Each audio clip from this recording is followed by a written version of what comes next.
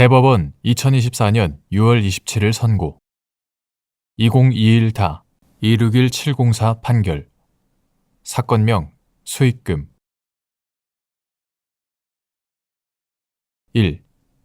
금전 채권에 대한 압류가 채권의 발생 원인인 법률 관계에 대한 채무자의 처분까지 구속하는지 여부 소극 금전 채권에 대한 압류 명령이 있으면 제3채무자는 채무자에 대한 지급이 금지되고 채무자는 채권의 처분과 영수가 금지되므로 민사집행법 제227조 제1항 채무자는 채권을 소멸 또는 감소시키는 등의 행위를 할 수 없고 그와 같은 행위로 채권자에게 대항할 수 없다. 다만 채권의 발생 원인인 법률 관계에 대한 채무자의 처분까지도 구속하는 효력은 없다. 2. 금전 채권자를 우선 수익자로, 위탁자를 수익자로 하는 부동산 담보 신탁에서 신탁 부동산이 처분될 경우에 위탁자가 가지는 처분 대금의 정산 후 잔여 대금 채권이 압류된 이후에 위탁자가 다른 채권자를 우선 수익자로 추가 지정하는 행위가 압류의 처분 금지 효력에 반하는지 여부. 적극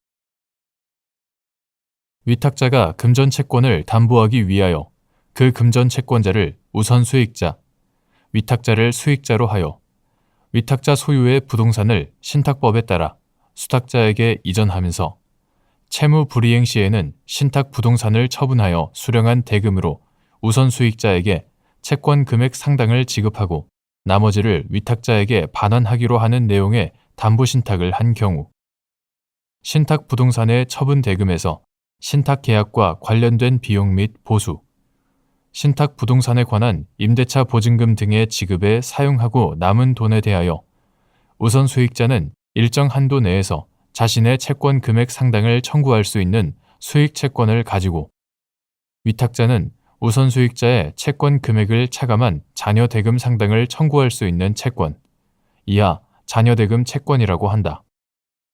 잔여 대금 채권을 가진다. 이러한 담보 신탁에서 수익자를 새로 지정하거나 변경할 권한을 가진 위탁자가 다른 금전 채권을 담보하기 위하여 그 채권자를 우선 수익자로 추가 지정하면 그 우선 수익자는 우선 수익권의 범위 내에서 수익 채권을 취득하고 위탁자가 가진 잔여 대금 채권은 새로운 우선 수익자의 수익 채권 상당액만큼 감소하게 된다. 이처럼 담보 신탁에서 위탁자가 우선 수익자를 추가하는 행위는 위탁자의 잔여 대금 채권 중에서 새로운 우선 수익자의 수익 채권에 상응하는 부분에 대하여 그 수익자에게 우선적 지위를 부여하면서 해당 채권을 처분하는 것으로 볼 수 있다.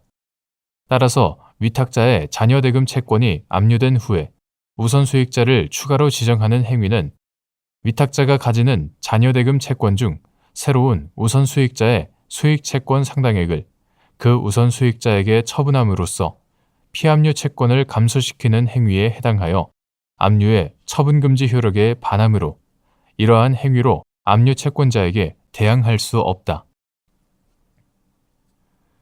3. 압류의 처분금지 효력은 상대적인 것인지 여부, 적극 및 채무자가 채권을 처분하기 전에 먼저 압류한 채권자에게 위 채권 처분으로 대항할 수 있는지 여부, 소극 압류의 처분금지 효력은 절대적인 것이 아니고 채무자의 처분 행위 또는 제3채무자의 변제로서 처분 또는 변제 전에 집행 절차에 참가한 압류 채권자나 배당 요구 채권자에게 대항하지 못한다는 의미로서 상대적 효력을 가진다. 채무자가 채권을 처분하기 전에 먼저 압류한 채권자에게는 그 처분으로 대항할 수 없다. 4.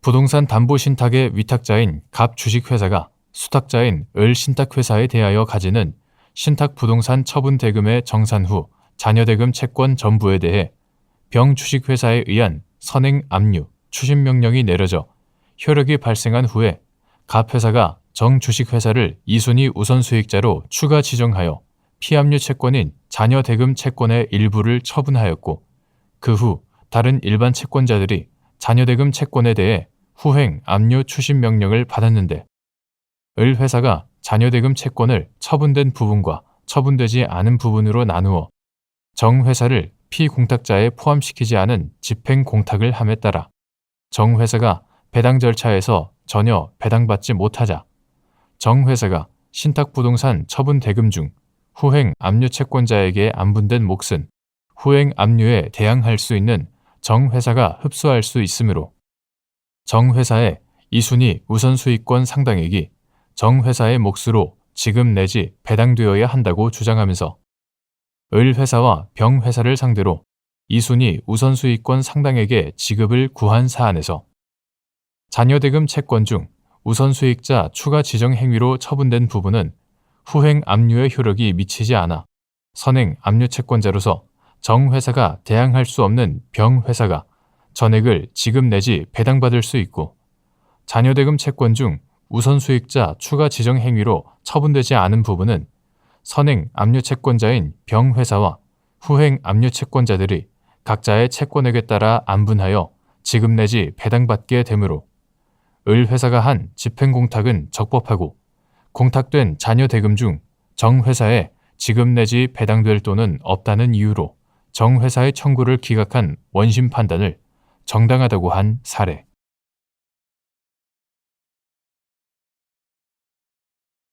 대법원 2024년 6월 27일 선고 2022-302-022 판결 사건명 명의개소 절차 이행 등 청구 1.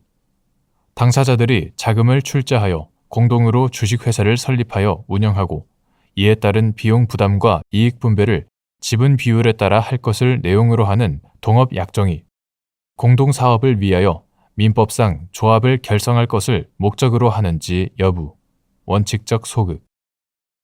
위와 같은 동업약정에 따라 주식회사가 설립된 후 일방 당사자가 주식회사의 청산에 관한 상법 규정에 따른 청산 절차를 거치지 않고 자녀재산의 분배를 받을 수 있는지 여부, 소급.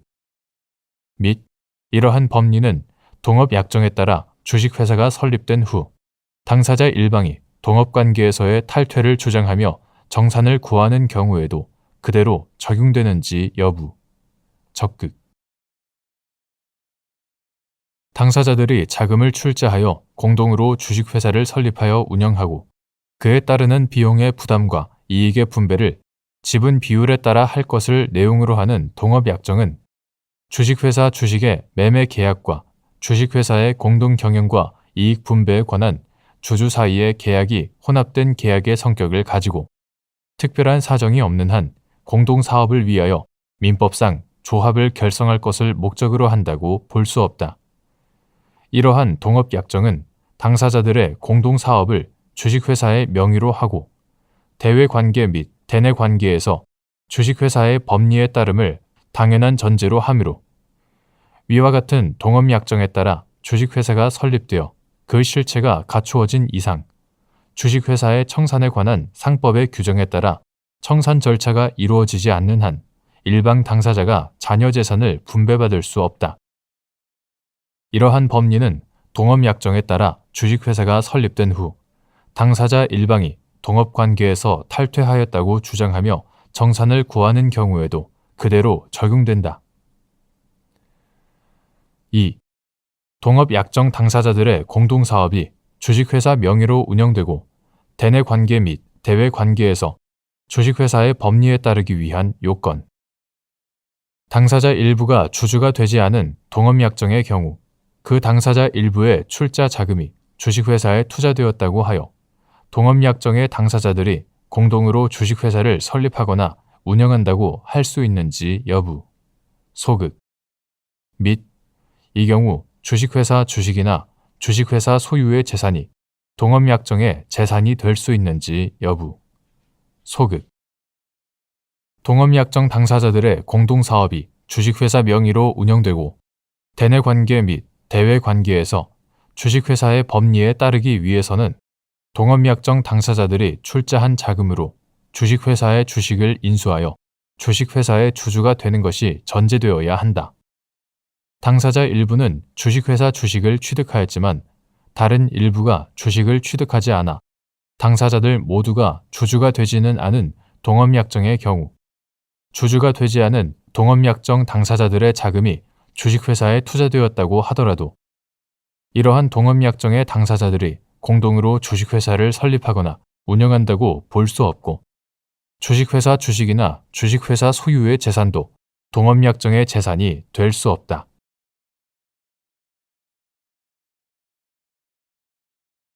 대법원 2024년 6월 27일 선고 2023-254-984 판결.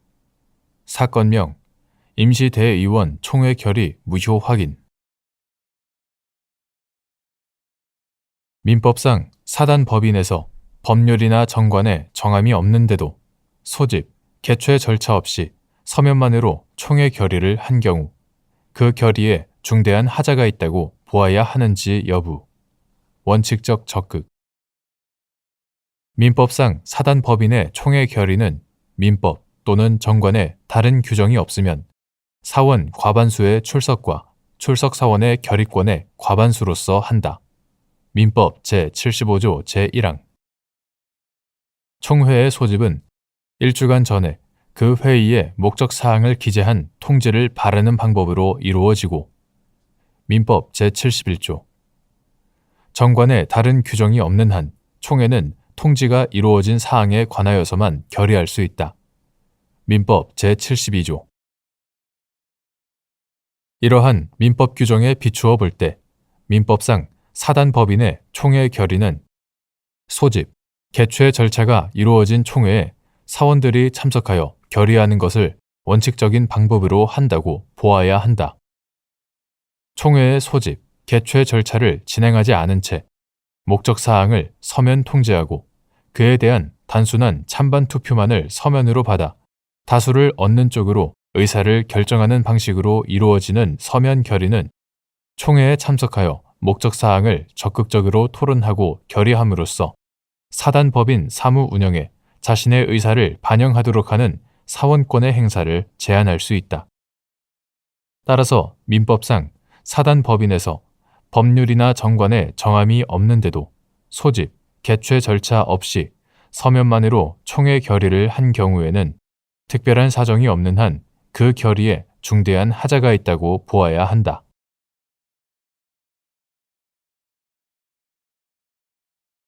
대법원 2024년 6월 27일 선고 2023-275-530 판결. 사건명 부당이득금. 1. 국가 또는 지방자치단체가 위법하게 사유지에 대한 점유를 개시한 경우 공익사업을 위한 토지 등의 취득 및 보상에 관한 법률에 따라 해당 토지에 대한 수용 또는 사용 절차를 거쳐 손실보상금을 지급할 가능성이 있었다는 사정만으로 토지 소유자에 대한 부당이득 반환 의무가 소멸하는지 여부. 소극. 국가 또는 지방자치단체가 위법하게 사유지에 대한 점유를 개시한 경우 국가 또는 지방자치단체가 공익사업을 위한 토지 등의 취득 및 보상에 관한 법률 이하 토지보상법이라고 한다. 토지보상법에 따라 해당 토지에 대한 수용 또는 사용 절차를 거쳐 손실보상금을 지급할 가능성이 있었다는 사정만으로 토지 소유자에 대한 부당이득 반환 의무가 소멸한다고 볼 수 없다. 국가 또는 지방자치단체로서는 토지보상법에 따른 적법한 수용 또는 사용 절차를 통해 정당한 보상을 함으로써 토지에 대한 사용권을 획득한 이후에야 그 범위 내에서 부당이득 반환 의무를 면할 뿐이다. 2.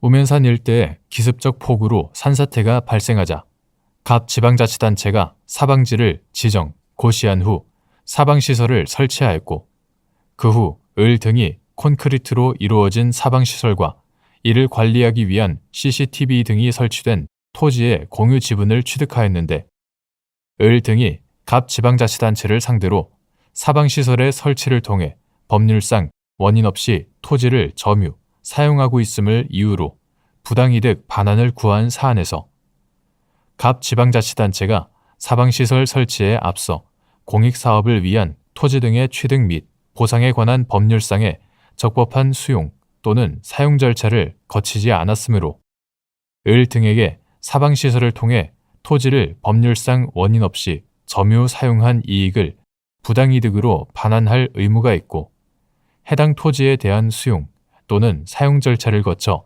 손실보상금을 지급할 가능성이 있었다는 사정만으로 부당이득 반환 의무가 소멸한다고 볼 수 없다고 한 사례. 3. 당사자가 주장한 사항에 대한 구체적, 직접적인 판단이 표시되어 있지 않더라도 판결 이후의 전반적인 취지에 비추어 주장의 인용 여부를 알 수 있는 경우 또는 판결에서 실제로 판단을 하지 않았더라도 주장이 배척될 것이 분명한 경우 판단 누락의 잘못이 있다고 할 수 있는지 여부. 소극. 법원의 판결에 당사자가 주장한 사항에 대한 구체적, 직접적인 판단이 표시되어 있지 않더라도 판결 이후의 전반적인 취지에 비추어 그 주장을 인용하거나 배척하였음을 알 수 있는 정도라면 판단 누락이라고 할 수 없다. 설령 판결에서 실제로 판단을 하지 않았더라도 그 주장이 배척될 것이 분명하다면 판결 결과에 영향이 없어 판단 누락에 잘못이 있다고 할 수 없다.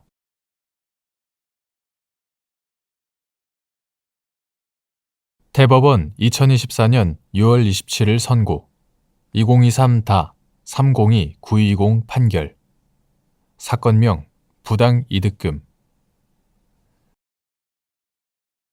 1. 소멸시효가 진행하지 않는 권리를 행사할 수 없는 경우의 의미 및 사실상 권리의 존부나 권리 행사의 가능성을 알지 못하였거나 알지 못함에 과실이 없는 경우가 이에 해당하는지 여부. 소극. 매매계약의 무효를 원인으로 한 매매대금 상당의 부당이득 반환 청구권은 매매대금을 지급한 때부터 소멸시효가 진행하는지 여부. 원칙적 적극. 민법 제166조 제1항에 따르면 소멸시효는 객관적으로 권리가 발생하고 그 권리를 행사할 수 있는 때로부터 진행하고 그 권리를 행사할 수 없는 동안에는 진행하지 아니한다. 여기서 권리를 행사할 수 없다라고 함은 권리 행사에 법률상 장애 사유, 예컨대 기간 미도래나 조건 불성취 등이 있는 경우를 말하고 사실상 권리의 존부나 권리 행사의 가능성을 알지 못하였거나 알지 못함에 과실이 없다고 하여도 이러한 사유는 법률상 장애 사유에 해당한다고 할 수 없다. 따라서 매매 계약의 무효를 원인으로 한 매매대금 상당의 부당이득 반환 청구권은 특별한 사정이 없는 한 매매대금을 지급한 때에 성립하고 그 성립과 동시에 권리를 행사할 수 있으므로 그때부터 소멸시효가 진행한다. 2.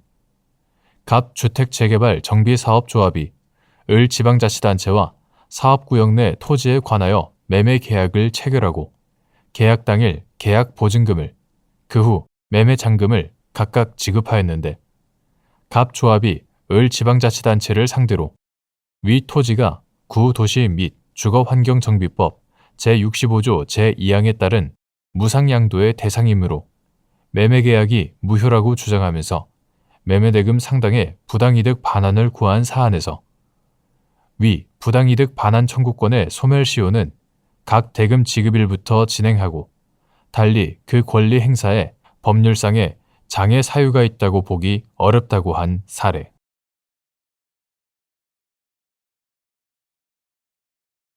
대법원 2024년 6월 27일 선고 2023-307-024 판결 사건명 임대차 보증금 1. 소액사건에 관하여 상고 이유로 할 수 있는 대법원의 판례에 상관되는 판단을 한 때의 요건을 갖추지 않았더라도 대법원이 실체법 해석 적용의 잘못에 관하여 판단할 수 있는 경우 소액사건에서 구체적 사건에 적용할 법령의 해석에 관한 대법원 판례가 아직 없는 상황에서 같은 법령의 해석이 쟁점으로 되어 있는 다수의 소액 사건들이 하급심에 계속되어 있을 뿐만 아니라 재판부에 따라 엇갈리는 판단을 하는 사례가 나타나고 있는 경우, 소액 사건이라는 이유로 대법원이 그 법령의 해석에 관하여 판단을 하지 아니한 채 사건을 종결하고 만다면 국민 생활의 법적 안정성을 해칠 것이 우려된다고 할 것인 바, 이와 같은 특별한 사정이 있는 경우에는 소액 사건에 관하여 상고 이유로 할 수 있는 대법원의 판례에 상반되는 판단을 한 때의 요건을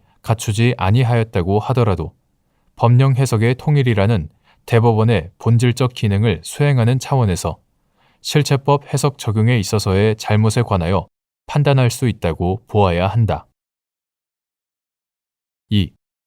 상가의 임차인이 임대차 기간 만료 1개월 전부터 만료일 사이에 갱신 거절의 통지를 한 경우, 임대차 계약의 묵시적 갱신이 인정되지 않고 임대차 기간의 만료일에 종료하는지 여부. 적극. 상가의 임차인이 임대차 기간 만료 1개월 전부터 만료일 사이에 갱신 거절의 통지를 한 경우, 해당 임대차 계약은 묵시적 갱신이 인정되지 않고 임대차 기간의 만료일에 종료한다고 보아야 한다. 그 이유는 다음과 같다. 첫째, 기간을 정한 임대차 계약은 법률에 특별한 규정이 없는 한 기간이 만료함으로써 종료한다. 민법 제639조는 임대차 기간이 만료한 후 임차인이 임차물의 사용, 수익을 계속하는 경우에 임대인이 상당한 기간 안에 이 일을 하지 아니하는 때에는 묵시의 갱신을 인정하고 있다. 민법에 의하면 임차인이 임대차 기간 만료 전에 갱신 거절의 통지를 하는 경우에는 묵시의 갱신이 인정될 여지가 없다. 둘째, 상가 건물 임대차 보호법 이하 상가 임대차법이라 한다. 상가 임대차법 제10조 제1항은 임대인은 임차인이 임대차 기간이 만료되기 6개월 전부터 1개월 전까지 사이에 계약갱신을 요구할 경우 정당한 사유 없이 거절하지 못한다 라고 정하여 임차인의 계약갱신 요구권을 인정할 뿐이고, 임차인이 갱신 거절의 통지를 할 수 있는 기간은 제한하지 않았다.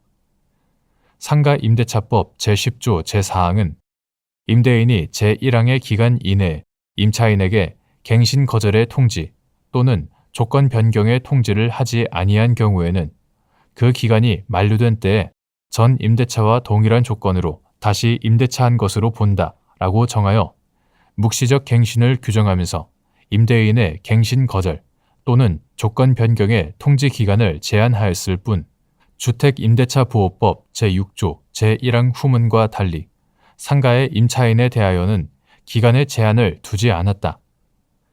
상가임대차법에 임차인의 갱신 거절 통지 기간에 대하여 명시적인 규정이 없는 이상 원칙으로 돌아가 임차인의 갱신 거절 통지 기간은 제한이 없다고 보아야 한다.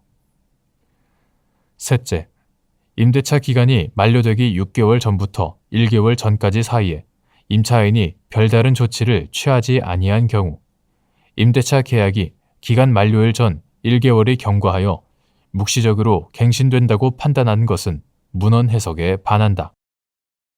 또한 상가임대차법 제10조 제1항이 임차인의 갱신 거절 통지 기간도 한정한 것으로 해석한다면 위 기간 이후 임대차 기간 만료 전에 갱신 거절 통지를 한 임차인의 의사에 반하여 상가임대차법 제10조 제4항에 따른 묵시적 갱신을 강제하는 결과가 되고, 이는 상가 건물 임차인을 보호함으로써 그 경제생활의 안정을 보장하고자 하는 상가임대차법의 입법 취지에도 반한다.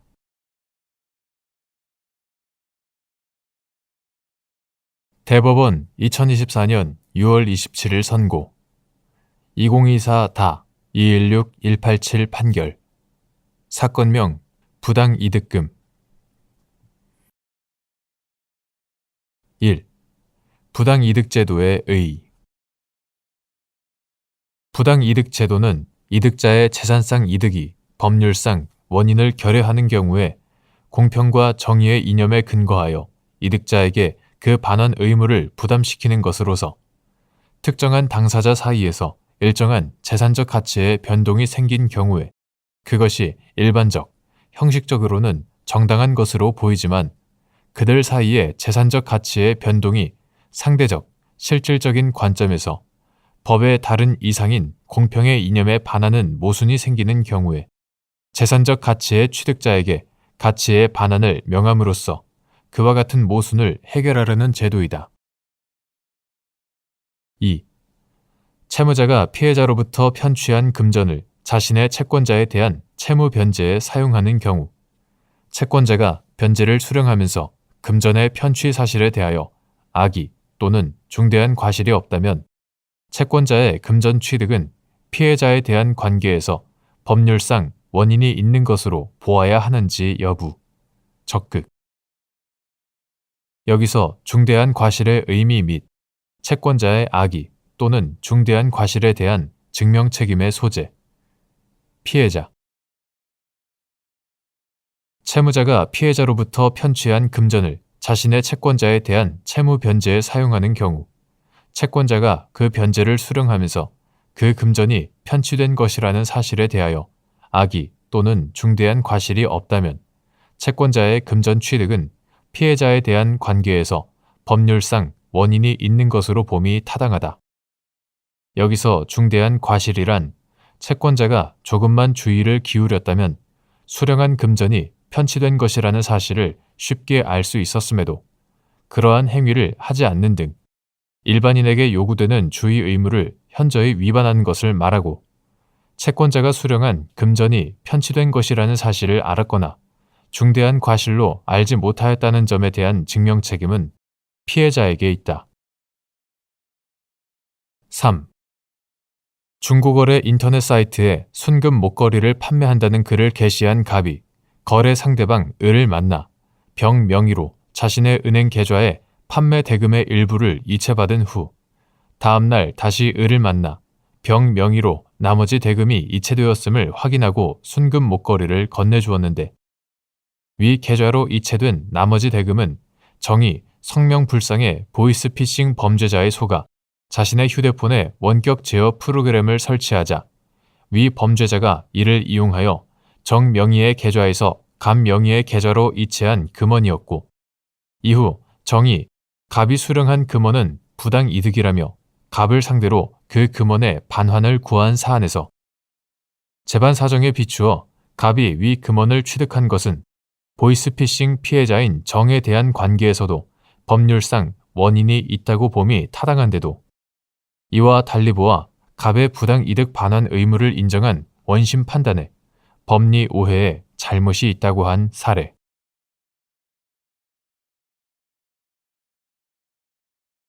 대법원 2024년 6월 27일 선고 2024다 219766 판결 사건명 보험금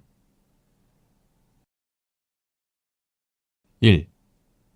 보험계약자 또는 피보험자가 고지의무를 위반함으로써 보험계약 성립 시 고지된 위험과 보험기간 중 객관적으로 존재하게 된 위험에 차이가 생긴 경우 보험자가 상법 제652조의 통지 의무 위반을 이유로 계약을 해지할 수 있는지 여부, 소극 및 이는 고지의무 위반에 따른 해지권 행사의 제척기간이 경과하여 보험자가 고지의무 위반을 이유로 계약을 해지할 수 없게 된 경우에도 마찬가지인지 여부, 적극 상법 제651조는 보험계약 당시에 보험계약자 또는 피보험자가 고의 또는 중대한 과실로 인하여 중요한 사실을 고지하지 아니하거나 부실의 고지를 한 때에는 보험자는 그 사실을 안 날로부터 1월 내에 계약을 체결한 날로부터 3년 내에 하나여 계약을 해지할 수 있다고 규정한다. 상법 제652조 제1항은 보험기간 중에 보험계약자 또는 피보험자가 사고 발생의 위험이 현저하게 변경 또는 증가된 사실을 안 때에는 지체 없이 보험자에게 통지하도록 하면서 이를 해태한 때에는 보험자는 그 사실을 안 날로부터 1월 내에 계약을 해지할 수 있다고 규정한다. 이 규정들을 별도로 두어 해지권의 행사 기간을 달리 규율하는 취지나 각 규정의 문헌 등에 비추어 보면 상법 제651조의 고지 의무는 중요한 사실이 보험계약 성립 시에 존재하는 경우에 발생하고 상법 제652조의 통지 의무는 보험계약 성립 시에는 존재하지 않았지만 그 이후 보험기간 중에 사고 발생의 위험이 새롭게 변경 또는 증가된 경우에 발생한다고 보아야 한다. 한편 보험계약자 또는 피보험자가 고지 의무를 위반함으로써 보험계약 성립 시 고지된 위험과 보험기간 중 객관적으로 존재하게 된 위험에 차이가 생기게 되었다는 사정만으로는 보험기간 중 사고 발생의 위험이 새롭게 변경 또는 증가되었다고 할 수 없다. 이 경우 보험자는 상법 제651조의 고지 의무 위반을 이유로 계약을 해지할 수는 있어도 상법 제652조의 통지 의무 위반을 이유로 계약을 해지할 수는 없다. 이는 고지 의무 위반에 따른 해지권 행사의 제척기간이 경과하여 보험자가 고지 의무 위반을 이유로 계약을 해지할 수 없게 된 경우에도 마찬가지이다. 2. 갑 등이 을 보험회사와 피보험자를 갑으로 하여 상해 사망 등 사고 발생 시 을 회사가 보험금을 지급하는 내용의 보험계약을 체결하였는데 갑은 보험계약 체결 이전부터 사망할 때까지 건설 현장에 일용직 근로자로 근무하였으나 갑 등은 보험계약 체결 당시 을 회사의 갑의 직업을 위 실제 직업보다 보험사고 발생의 위험이 낮은 사무원 등으로 고지하였고 보험계약 체결 이후에도 을 회사의 고지된 직업과 실제 직업이 다르다는 것을 통지하지 아니한 사안에서 보험기간 중에 갑의 실제 직업이 변경되지 않았으므로 그 직업이 보험계약 체결 당시 을 회사에 고지된 것과 다르더라도 상법 제652조 제1항의 통지 의무를 위반하였다고 볼 수 없다고 한 원심 판단이 정당하다고 한 사례.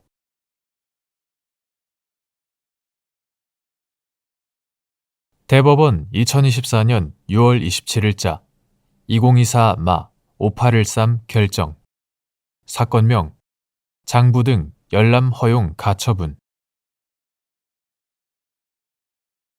민사집행법 제15조 제3항에 의한 항고 이유서 제출 기간이 불변 기간인지 여부, 소급 및 소송 행위의 추후 보완에 관한 민사소송법 제173조가 항고 이유서 제출 기간에 적용되는지 여부, 소급 항고인이 책임질 수 없는 사유로 말미암아 항고 이유서 제출 기간을 지킬 수 없었던 경우 법원이 제출 기간이 지난 후에라도 민사소송법 제172조 제1항에 의하여 항고 이유서 제출 기간을 늘릴 수 있는지 여부, 적극 민사집행법 제15조 제3항에 의하면 집행 절차에 관한 집행법원의 재판에 대하여 즉시 항고를 한 항고인이 항고장에 항고 이유를 적지 아니한 때에는 항고인은 항고장을 제출한 날부터 10일 이내에 항고 이유서를 원심 법원에 제출하여야 한다. 민사집행법 제15조 제2항에 의한 항고장 제출 기간과 달리 민사집행법 제15조 제3항에 의한 항고 이유서 제출 기간을 불변 기간으로 명시하는 법률 규정은 없으므로 민사집행법 제15조 제3항에 의한 항고 이유서 제출 기간은 불변 기간이라 할 수 없다. 그러므로 당사자가 책임질 수 없는 사유로 말미암아 불변 기간을 지킬 수 없었던 경우에 소송 행위의 추후 보완을 허용하는 민사소송법 제173조는 불변 기간이 아닌 항고 이유서 제출 기간에 적용되지 않는다. 그러나 민사소송법 제172조 제1항에 의하면 법원은 불변 기간을 제외한 법정 기간을 늘리거나 줄일 수 있으므로 항고 이유서 제출 기간을 늘리는 것은 가능하다. 한편 당사자가 책임질 수 없는 사유로 말미암아 불변 기간을 지킬 수 없었던 경우 소송 행위에 추후 보완을 할 수 있는 것과의 균형상 항고인이 책임질 수 없는 사유로 말미암아 항고 이유서 제출 기간을 지킬 수 없었던 경우 법원은 제출 기간이 지난 후에라도 민사소송법 제172조 제1항에 의하여 항고 이유서 제출 기간을 늘릴 수 있다고 보아야 한다.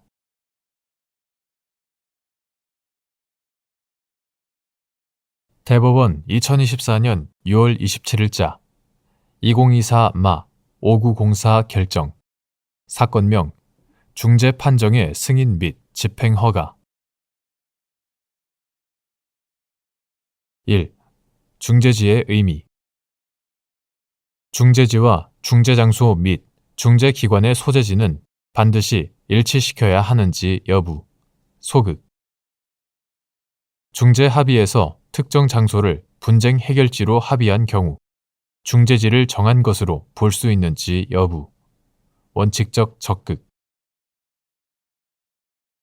중재지는 중재가 이루어지는 법적 장소를 말하고 중재 합의를 하는 당사자는 중재지에 관하여 자유로이 약정할 수 있다. 중재지는 다른 약정이 없는 한 중재 절차의 준거법을 정하는 기준이 되고 국내 중재 판정과 외국 중재 판정을 구분하는 표지가 된다. 중재법 제2조 한편 중재지는 실제로 심리 등 중재 절차가 이루어지는 중재 장소와는 구별되고 중재기관의 소재지는 통상 중재판정부의 구성 등 중재 절차를 관장하는 기관의 사무소 소재지를 의미하므로 중재지와 중재장소 및 중재기관의 소재지는 반드시 일치시킬 필요 없이 달리 정해질 수 있다. 나아가 중재 합의에서 특정 장소를 분쟁 해결지로 합의한 경우에는 특별한 사정이 없는 한 중재지를 정한 것으로 볼 수 있다. 2. 중재법 제38조 제1호 가목, 제36조 제2항 제1호 라목 및 외국 중재 판정의 승인 및 집행에 관한 유엔 협약 제5조 제1항 D호에서 정한 중재 판정 승인, 집행 거절 사유에 해당하려면 그 중재 절차에서 당사자의 절차적 권리에 대한 침해의 정도가 현저하여 그대로 받아들일 수 없는 경우라야 하는지 여부 적극 중재법 제38조 제1호 가목, 제36조 제2항 제1호 라목 및 외국 중재 판정의 승인 및 집행에 관한 유엔 협약 제5조 제1항 D호는 중재 판정의 기초가 된 중재판정부의 구성 또는 중재 절차가 당사자 간의 중재 합의에 따르지 아니하거나 중재법 또는 임의 규정을 위반할 때 중재 판정의 승인이나 집행을 거절할 수 있도록 규정하고 있다. 그러나 위 각 규정에서 정한 중재 판정 승인, 집행 거절 사유에 해당하려면 단순히 당사자의 합의나 임의 규정 등을 위반하였다는 것만으로는 부족하고 그 중재 절차에서 당사자의 절차적 권리에 대한 침해의 정도가 현저하여 그대로 받아들일 수 없는 경우라야 한다.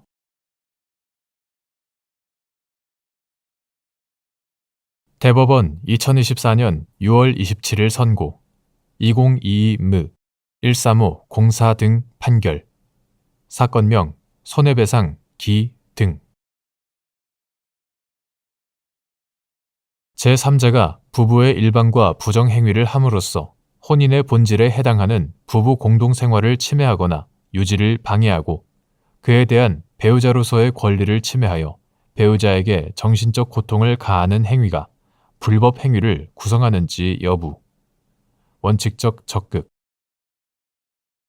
부부가 아직 이혼하지 아니하였지만 실질적으로 부부 공동생활이 파탄되어 회복할 수 없을 정도의 상태에 이른 경우 제3자가 부부의 일방과한 성적인 행위가 불법 행위인지 여부 소극 및 여기서 부부 일방과 부정행위를 할 당시 그 부부의 공동생활이 실질적으로 파탄되어 회복할 수 없는 정도의 상태에 있었다는 사정에 대한 증명 책임의 소재 이를 주장하는 제3자 제3자가 부부의 일방과 부정행위를 함으로써 혼인의 본질에 해당하는 부부 공동생활을 침해하거나 유지를 방해하고 그에 대한 배우자로서의 권리를 침해하여 배우자에게 정신적 고통을 가하는 행위는 원칙적으로 불법 행위를 구성한다. 그러나 비록 부부가 아직 이혼하지 아니하였지만 실질적으로 부부 공동생활이 파탄되어 회복할 수 없을 정도의 상태에 이르렀다면 제3자가 부부의 일방과 성적인 행위를 하더라도 이를 두고 부부 공동생활을 침해하거나 그 유지를 방해하는 행위라고 할 수 없고, 또한 그로 인하여 배우자의 부부 공동생활에 관한 권리가 침해되는 손해가 생긴다고 할 수도 없으므로 불법 행위가 성립한다고 보기 어렵다. 여기서 부부 일방과 부정행위를 할 당시 그 부부의 공동생활이 실질적으로 파탄되어 회복할 수 없는 정도의 상태에 있었다는 사정은 이를 주장하는 제3자가 증명하여야 한다.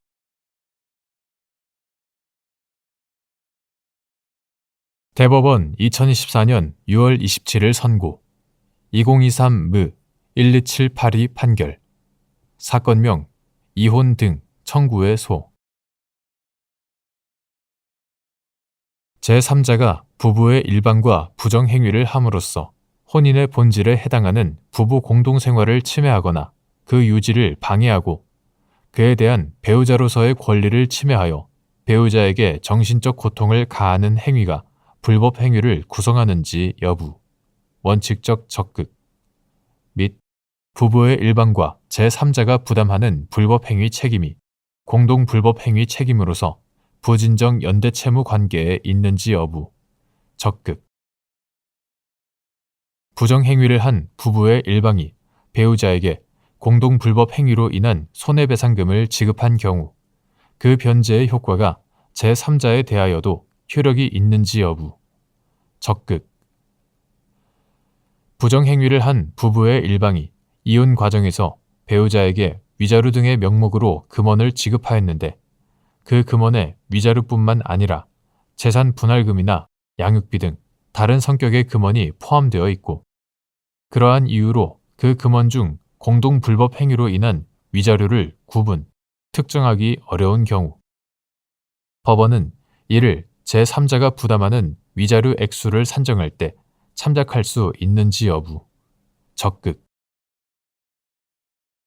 제3자가 부부의 일방과 부정행위를 함으로써 혼인의 본질에 해당하는 부부 공동생활을 침해하거나 그 유지를 방해하고 그에 대한 배우자로서의 권리를 침해하여 배우자에게 정신적 고통을 가하는 행위는 원칙적으로 불법 행위를 구성한다. 그리고 이에 따라 제3자가 부담하는 불법 행위 책임은 부정행위를 한 부부의 일방이 배우자에 대하여 부담하는 불법 행위 책임과 공동 불법 행위 책임으로서 부진정 연대채무 관계에 있다. 부진정 연대채무자 상호 간의 채권의 목적을 달성시키는 변제와 같은 사유는 채무자 전원에 대하여 절대적 효력을 발생하므로 부정행위를 한 부부의 일방이 배우자에게 공동 불법 행위로 인한 손해배상금을 지급한 경우 그 변제의 효과는 부진정 연대 채무자인 제3자에 대하여도 효력이 있다. 부정행위를 한 부부의 일방이 이혼 과정에서 배우자에게 위자료 등의 명목으로 금원을 지급하였는데 그 금원에 위자료뿐만 아니라 재산 분할금이나 양육비 등 다른 성격의 금원이 포함되어 있고 그러한 이유로 그 금원 중 공동 불법 행위로 인한 위자료를 구분, 특정하기 어려운 경우가 있다. 이러한 경우 법원은 부부의 일방이 배우자에게 위자료의 일부로서 금원을 지급한 사정을 제3자가 부담하는 위자료 액수를 산정할 때 참작할 수 있다.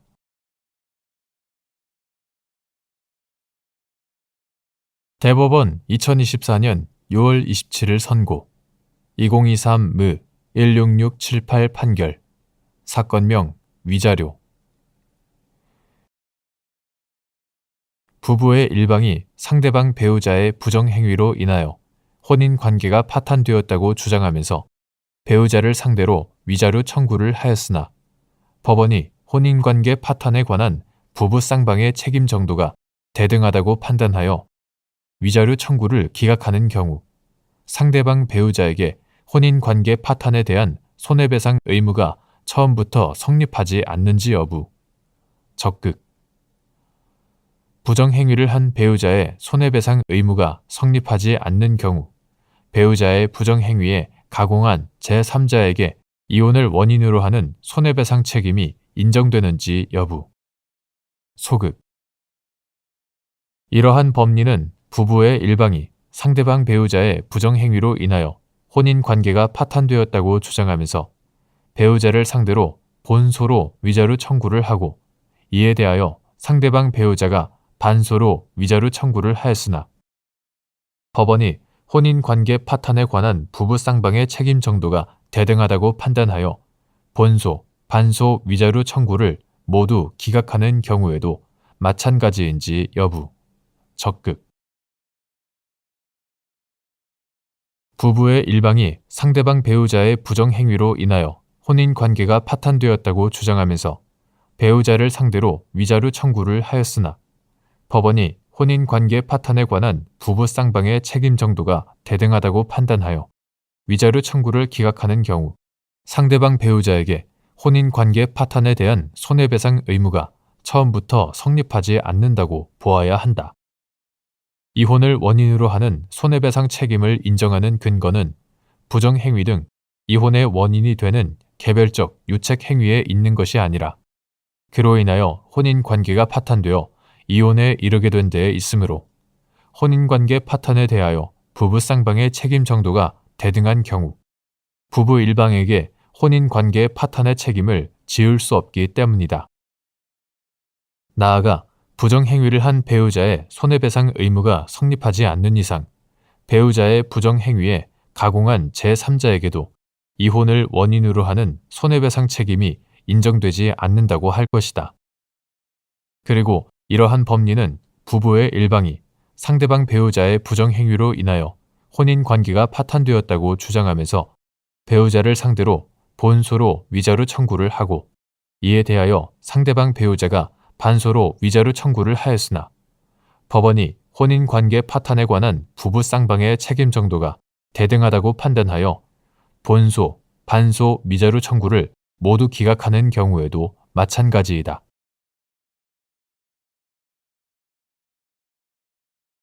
대법원 2024년 6월 27일 선고 2024-2-32393 판결 사건명 입찰 참가 자격 제한 처분 취소 1. 국가를 당사자로 하는 계약에 관한 법률 제27조 제1항 제1호 같은 법 시행령 제76조 제4항의 위임에 따른 같은 법 시행규칙 제76조 별표 2 개별 기준 제3호 나목의 부정한 행위를 한 자의 의미 국가를 당사자로 하는 계약에 관한 법률 이하 국가계약법이라 한다. 국가계약법 제27조 제1항 제1호 제4호 제9호 나목 국가를 당사자로 하는 계약에 관한 법률 시행령 제76조 제2항 제2호 가목 국가를 당사자로 하는 계약에 관한 법률 시행규칙 제76조 별표 2 개별 기준 이하 개별 기준이라 한다. 개별 기준 제1호 제2호 제3호 나목 제6호 제13호의 체계와 내용을 종합하면 국가계약법 제27조 제1항 제1호 같은 법 시행령 제76조 제4항의 위임에 따른 개별 기준 제3호 나목의 부정한 행위를 한 자란 설계서상의 기준 규격보다 낮은 다른 자재를 쓰거나 이와 같은 정도로 사회 통념상 허용되지 않는 옳지 못한 방법을 적극적으로 사용하여 계약상 의무를 위반한 자를 말한다. 2.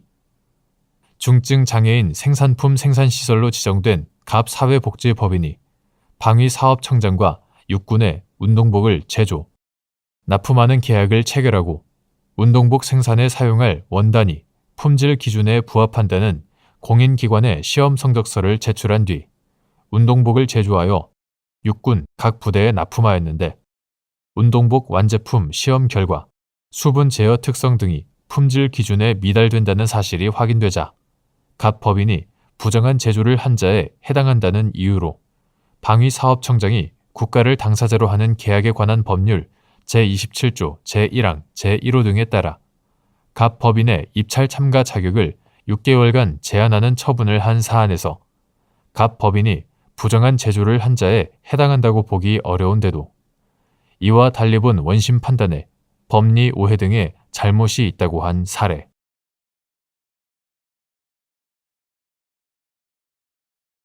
대법원 2024년 6월 27일 선고 2022 추 5132 판결 사건명 조례안 재의결 무효 확인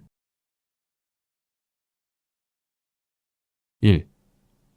시군 및 자치구의 조례나 규칙이 규율하는 특정 사항에 관하여 이를 규율하는 시도의 조례나 규칙이 이미 존재하는 경우 시군 및 자치구의 조례나 규칙이 적법하기 위한 요건.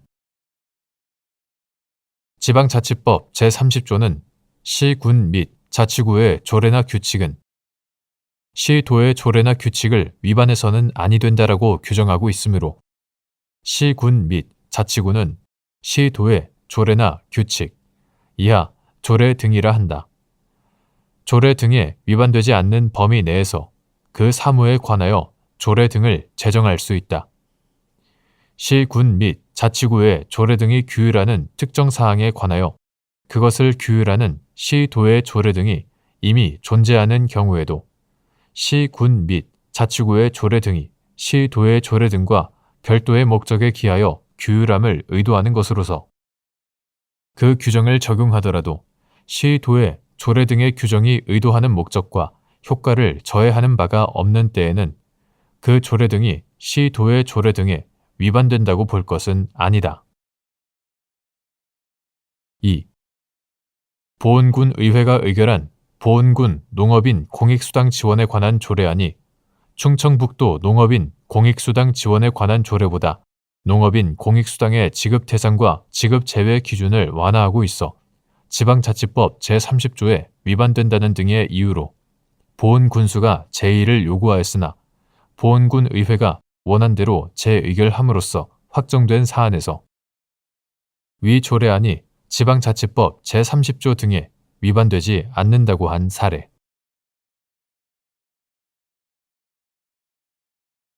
대법원 2024년 6월 27일 선고 2021-2-39997 판결 사건명 법인세 경정청구 거부 처분 취소 소송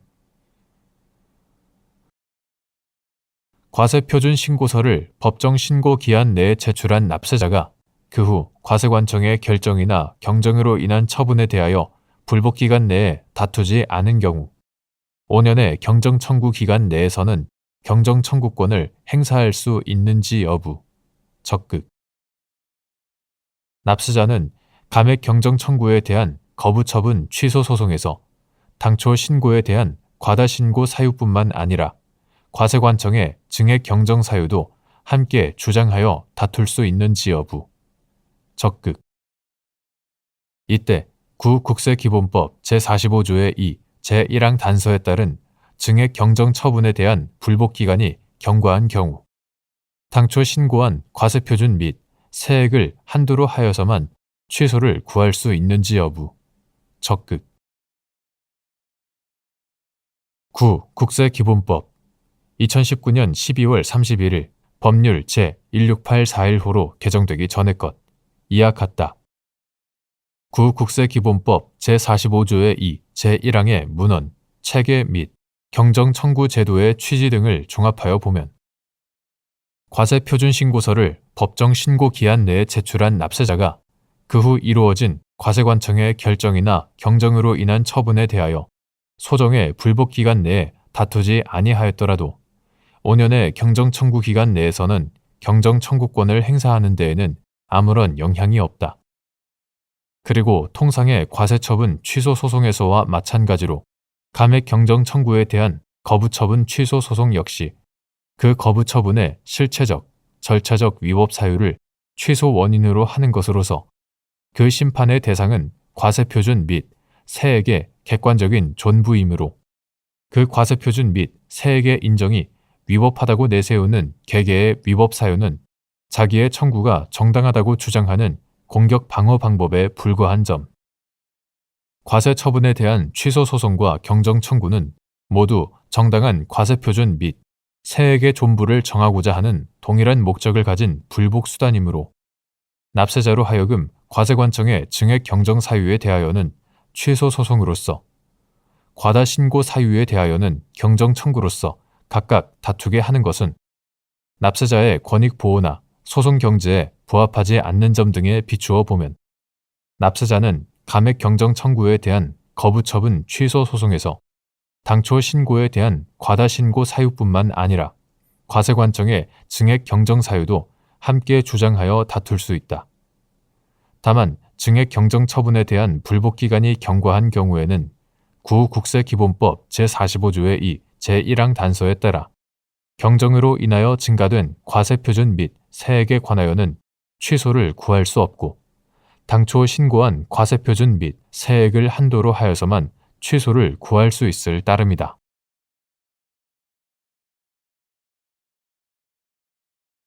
대법원 2024년 6월 27일 선고 2020도 16541 판결 사건명 근로기준법 위반.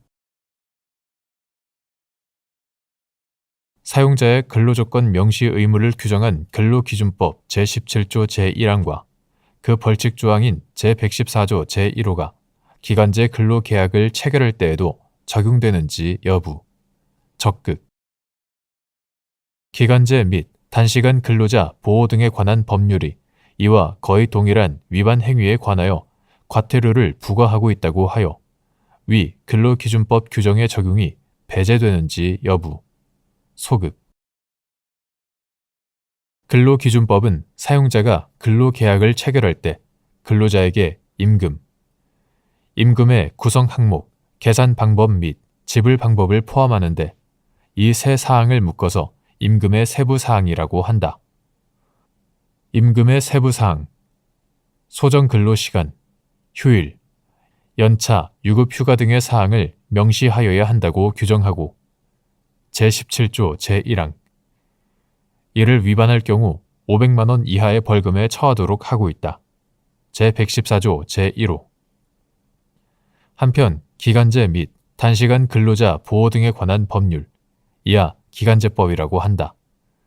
기간제법은 사용자가 기간제 근로자 또는 단시간 근로자와 근로계약을 체결하는 때에는 근로시간에 관한 사항, 임금의 세부 사항, 휴일, 휴가에 관한 사항 등을 서면으로 명시하여야 한다고 규정하고 제17조. 이를 위반하여 근로조건을 서면으로 명시하지 아니한 자에게 500만 원 이하의 과태료를 부과하도록 하고 있다. 제24조 제2항 제2호. 다음과 같은 이유에서 근로기준법 제17조 제1항과 그 벌칙 조항은 기간제 근로계약을 체결할 때에도 적용된다고 해석하여야 하고 기간제법이 이와 거의 동일한 위반 행위에 관하여 과태료를 부과하고 있다고 하여 위 근로기준법 규정의 적용이 배제된다고 볼 것은 아니다. 기간제 근로자는 근로기준법이 정한 근로자에 해당한다. 제2조 제1항 제1호. 근로기준법 제17조도 그 적용 범위를 기간에 정함이 없는 근로계약을 체결한 근로자로 한정하고 있지 않고 기간제법도 근로기준법 제17조의 적용을 배제하고 있지 않다. 근로기준법은 헌법에 따라 근로조건의 기준을 정함으로써 근로자의 기본적 생활을 보장, 향상시키며 균형 있는 국민 경제의 발전을 꾀하는 것을 목적으로 하고 제1조. 기간제법은 기간제 근로자의 근로조건 보호를 강화함으로써 노동시장의 건전한 발전에 이바지함을 목적으로 한다. 제1조. 기간제 근로계약을 체결하려는 근로자는 대부분 기간에 정함이 없는 근로계약을 체결하려는 근로자보다 사용자에 대하여 여류에 있으므로 주요 근로조건을 사전에 명시할 필요성이 더 큰데도 명문의 근거 없이 사용자의 명시 의무 위반에 대하여 더 강한 제재 수단을 둔 근로기준법의 규정을 배제하는 것은 근로기준법과 기간제법의 취지에 부합하지 않는다. 다. 기간제법의 근로조건 명시 의무는 제정 이후 사실상 변함이 없는 반면 근로기준법은 기간제법 제정 직후부터 여러 차례 개정을 통해 서면으로 명시하여야 하는 근로조건의 범위를 넓히고 방법도 주요 근로조건의 경우 근로자의 요구가 없더라도 서면을 교부하도록 하는 등 기간제법보다 사용자의 명시 의무를 강화하였다. 제17조 제2항. 이는 근로조건 명시 의무에 관하여 그 내용을 강화하면서 기간제 또는 단시간 근로계약인지 아닌지를 구분하지 않고 이를 근로기준법에 의하여 통일적으로 규율하도록 한 것이라고 보아야 한다.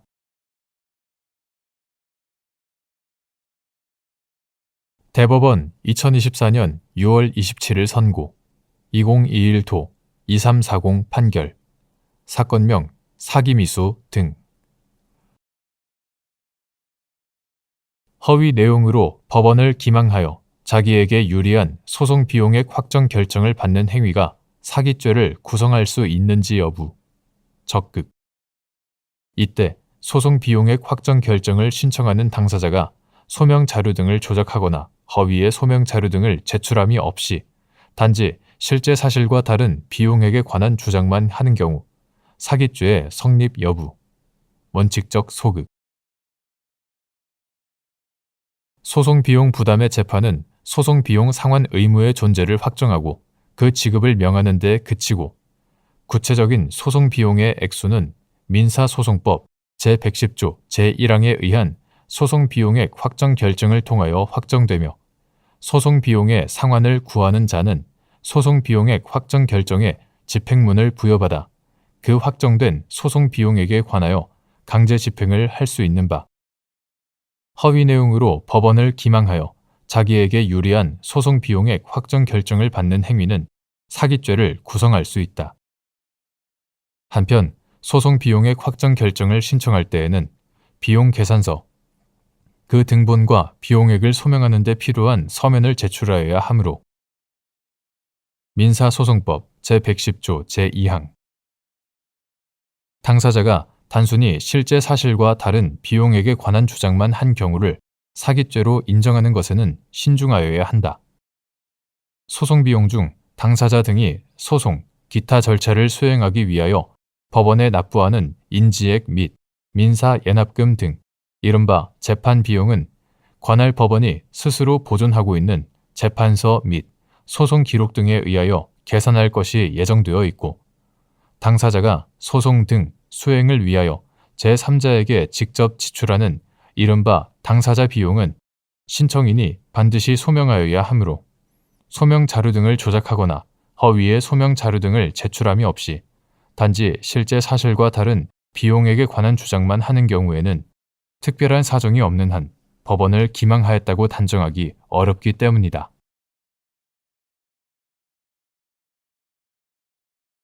대법원 2024년 6월 27일 선고 2022-5 판결 사건명 공격 기피.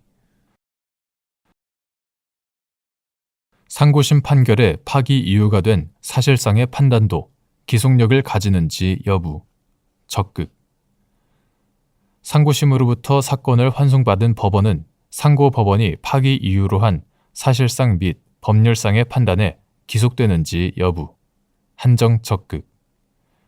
이때 기속적 판단에 기초가 된 증거관계에 변동이 생기지 아니하였음에도 하급심이 상급심 판결의 파기 이유와 달리 판단한 경우 그 하급심 판결의 위법 여부 적극. 9. 법원조직법 1981년 1월 29일 법률 제336호로 개정되기 전의 것. 9. 법원조직법 제18조는 대법원의 심판에서 판시된 법령의 해석은 당해 사건에 관하여 하급심을 기속한다 라고 규정하였다. 현행 법원조직법 제8조는 상급법원의 재판에 있어서의 판단은 당해 사건에 관하여 하급심을 기속한다 라고 규정하고 민사소송법 제436조 제2항 후문은 상고법원이 파기의 이유로 삼은 사실상 및 법률상의 판단은 하급심을 기속한다는 취지를 규정하고 있는 반면 형사소송법에서는 이에 상응하는 명문의 규정은 없지만 법률심을 원칙으로 하는 상고심도 형사소송법 제383조 또는 제384조에 의하여 사실인정에 관한 원심 판결의 당부에 관하여 제한적으로 개입할 수 있는 것이므로 조리상 상고심 판결의 파기 이유가 된 사실상의 판단도 기속력을 가진다. 한편 상고심으로부터 사건을 환송받은 법원이 상고법원이 파기 이유로 한 사실상 및 법률상의 판단에 대하여 심리하는 과정에서 새로운 증거가 제시되어 기속적 판단의 기초가 된 증거 관계에 변동이 생기지 아니하는 한 그 판단에 기속된다. 기속적 판단의 기초가 된 증거 관계에 변동이 생기지 아니하였음에도 하급심이 상급심 판결의 파기 이유와 달리 판단한 경우 그 하급심 판결에는 파기 판결의 기속력에 관한 법리를 위반한 위법이 있다고 보아야 한다.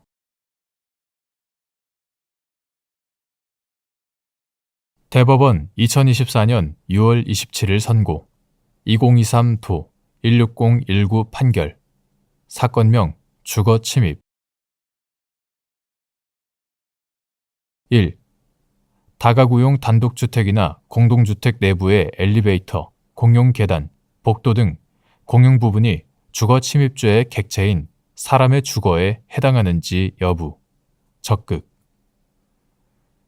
거주자가 아닌 외부인이 공동주택의 공용 부분에 출입한 것이 공동주택 거주자들에 대한 주거 침입에 해당하는지 판단하는 기준. 다가구용 단독주택이나 다세대 주택, 연립주택, 아파트와 같은 공동주택 내부의 엘리베이터, 공용 계단, 복도 등 공용 부분도 그 거주자들의 사실상 주거의 평온을 보호할 필요성이 있으므로 주거 침입죄의 객체인 사람의 주거에 해당한다. 거주자가 아닌 외부인이 공동주택의 공용 부분에 출입한 것이 공동주택 거주자들에 대한 주거 침입에 해당하는지를 판단할 때에도 공용 부분이 일반 공중에 출입이 허용된 공간이 아니고 주거로 사용되는 각 가구 또는 세대의 전유 부분에 필수적으로 부족하는 부분으로서 거주자들 또는 관리자에 의하여 외부인이 출입에 대한 통제, 관리가 예정되어 있어 거주자들의 사실상 주거의 평온을 보호할 필요성이 있는 부분인지 공동주택의 거주자들이나 관리자가 평소 외부인이 그곳에 출입하는 것을 통제, 관리하였는지 등의 사정과 외부인의 출입 목적 및 경위, 출입의 태양과 출입한 시간 등을 종합적으로 고려하여 주거의 사실상 평온 상태가 침해되었는지의 관점에서 객관적, 외형적으로 판단하여야 한다. 2. 피고인이 갑이 거주하는 빌라 건물의 공동 현관문을 열고 들어가 5층 계단까지 침입한 후 공업용 접착제를 흡입함으로써 갑의 주거지에 침입하였다는 공소 사실로 기소된 사안에서 피고인의 행위는 갑 등 위 건물에 거주하는 사람들의 주거의 사실상 평온 상태를 해치는 행위로서 주거 침입으로 평가할 수 있다는 이유로 이와 달리 본 원심 판결에 법리 오해에 잘못이 있다고 한 사례.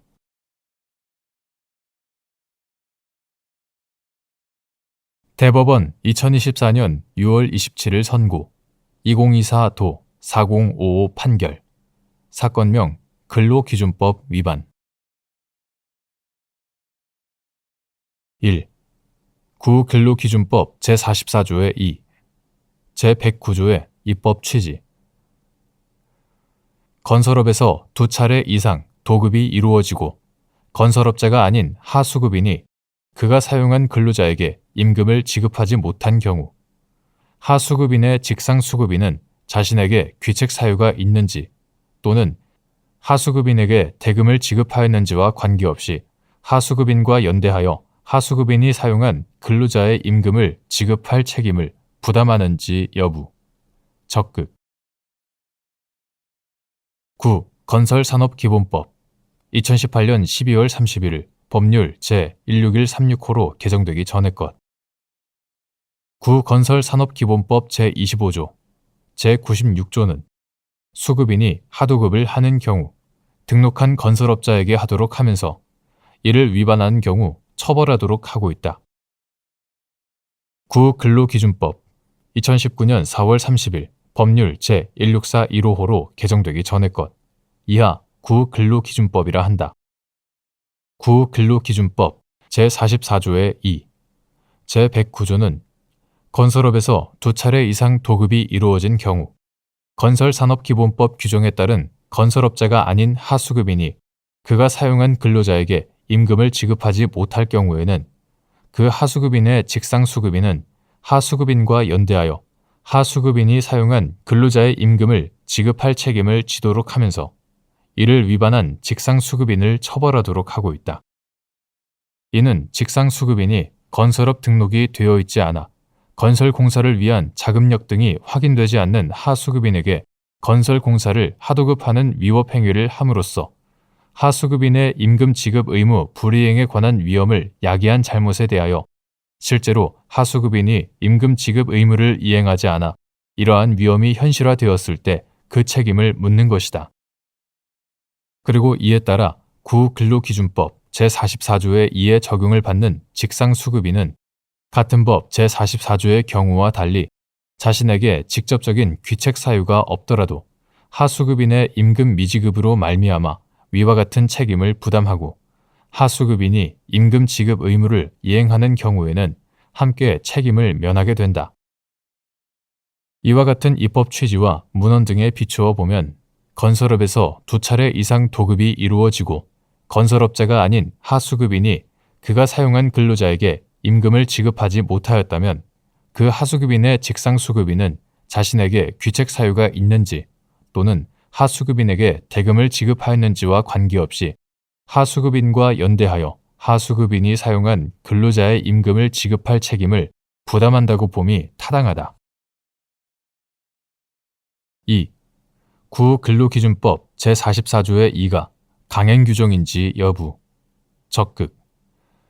근로자가 임금 수령 권한을 하수급인에게 위임하였다는 이유로 직상수급인이 임금 상당액을 하수급인에게 지급했는데 나중에 하수급인이 근로자에게 임금을 지급하지 않았을 경우 직상수급인은 구근로기준법 제44조의 2에 따른 임금 지급 의무를 이행한 것인지 여부. 소극. 및 이때 임금 미지급으로 인한 근로기준법 위반의 고의가 인정되는지 여부. 원칙적 적극. 구근로기준법 2019년 4월 30일 법률 제1641호로 개정되기 전의 것 이하 구근로기준법이라 한다. 구근로기준법 제44조의 2는 근로자 보호를 위하여 마련된 조항으로서 개인의 의사에 의하여 그 적용을 배제할 수 없는 강행 규정으로 근로자가 임금 수령 권한을 하수급인에게 위임하였다는 이유로 직상수급인이 임금 상당액을 하수급인에게 지급했는데 나중에 하수급인은 근로자에게 임금을 지급하지 않았을 때 직상수급인이 이미 근로자에게 임금을 지급하였다고 보아 구근로기준법 제44조의 2에 따른 책임을 면하는 것은 근로자가 현실적으로 임금을 지급받도록 확실히 담보하고자 하는 위 조항의 취지에 반한다. 그러므로 위와 같은 경우에 직상수급인이 근로자로부터 임금 수령 권한을 위임받은 하수급인에게 임금 상당액을 지급하였다는 사정만으로는 구근로기준법 제44조의 2에 따른 임금 지급 의무를 이행하였다고 할 수 없다. 또한 직접 근로자에게 임금을 지급하지 않은 이상 위 임금 상당액이 근로자에게 임금으로 전달되도록 담보하는 확실한 조치를 취하였다는 등의 특별한 사정이 없는 한 위와 같은 사정만으로 임금 미지급으로 인한 근로기준법 위반의 고의가 부정되는 것은 아니다.